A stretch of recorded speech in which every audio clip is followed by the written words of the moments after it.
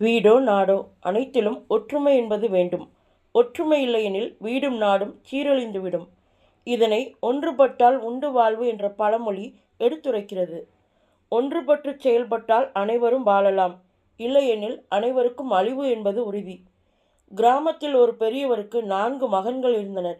நால்வரும் எப்போதும் சண்டை போட்டு கொண்டே இருப்பார்கள். அதனை கண்டு அவர் மிகவும் வருத்தமாக இருந்தார். ஒற்றுமையாக இருங்கள் என்று அவர் எவ்வளவு அறிவுரை சொல்லியும் அவர்கள் கேட்பதாக இல்லை.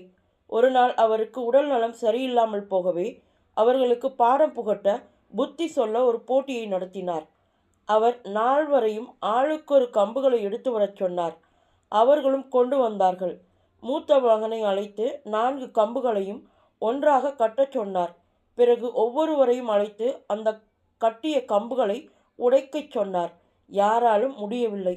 பிறகு கட்டுக்களை அவிழ்த்து ஒவ்வொன்றாக கொடுத்து